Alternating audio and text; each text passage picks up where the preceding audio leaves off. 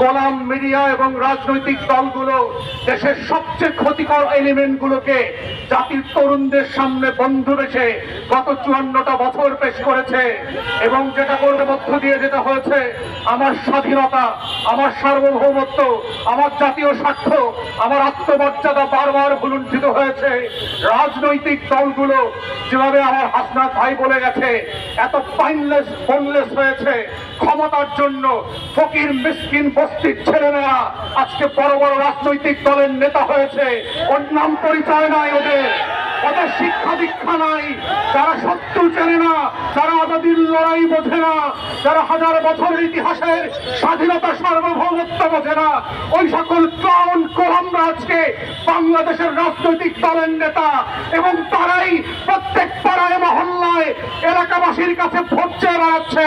তারা আগামী সংসদটাকে কিভাবে আজাদির সাথে বেইমানি করে, গণ অভ্যুত্থানের সাথে বেইমানি করে বাংলাদেশকে আবার নতুন করে দিল্লির কাছে বেঁচে দেবে, সেই নাটক মঞ্চস্থ চলছে। আমাদের বক্তব্য খুব পরিষ্কার, বাংলাদেশ 5ই আগস্টের অতীতে ফিরে যাবে না। বাংলাদেশে আওয়ামী লীগ ফিরে আসতে পারবে না। বাংলাদেশে দিল্লির দাসত্ব কায়েম হবে না। বাংলাদেশে কত সাংবাদিক সুশীলরা এদেশের আজাদির লড়াইকে দিল্লির কাছে বেঁচে দিতে পারবে না। এই বক্তব্য খুব পরিষ্কার। যারা বাংলাদেশের অনাচে কানাচে প্রান্তে ঘুরে বেড়ান নাই, যারা বাংলাদেশের অলিতে গলিতে টং দোকানে আজাদির আকাঙ্ক্ষা বোঝেন না, যারা ওসমান হাদির নামটা পর্যন্ত সুন্দর করে উচ্চারণ করতে পারেন না, তারা ইনকিলাব মঞ্চের নাম শোনেন নাই, তারা আগামী দিনের বাংলাদেশে অপ্রাসঙ্গিক হয়ে যাবেন। এবং এটাই হচ্ছে আগামী দিনের রাজনীতির মূল তত্ত্ব কথা। এটাই হচ্ছে আজাদির বাংলাদেশ, এটাই হচ্ছে বাংলাদেশ 2। এবং সেই বাংলাদেশ 2 লড়াইতে একটা দুইটা বুলেট না, লক্ষ বুলেট দিয়েও এই আজাদির লড়াই বন্ধ করা যাবে না।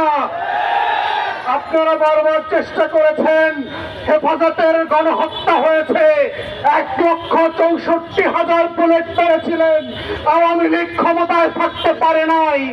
বিরোধী দলের 15,000 নেতা কর্মীকে গুম খুন করেছেন, আওয়ামী লীগ ক্ষমতায় থাকতে পারে নাই।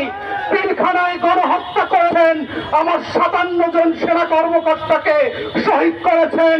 দিল্লির আধিপত্য টিকে থাকে নাই, নির্বাচন ব্যবস্থা ধ্বংস করে দিয়েছেন।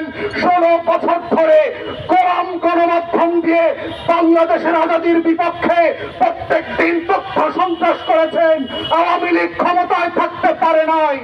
পরিষ্কার বক্তব্য, বাংলাদেশের মাটির রং বোঝেন নাই, আজাদির রং চেনেন নাই। ওটা আওয়ামী লীগের পতাকার রং না, ওটা লাল সবুজের রং। ওটার জন্য লক্ষ লক্ষ মানুষ জীবন দেওয়ার জন্য যেমন প্রস্তুত আছে, আগামী দিনেও থাকবে।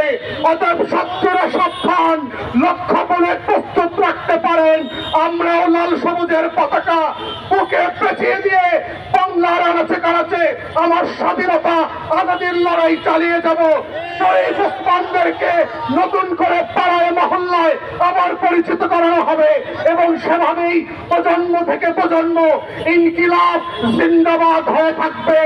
ইনকিলাব ইনকিলাব ইনকিলাব ইনকিলাব ইনকিলাব ইনকিলাব। আসসালামু আলাইকুম।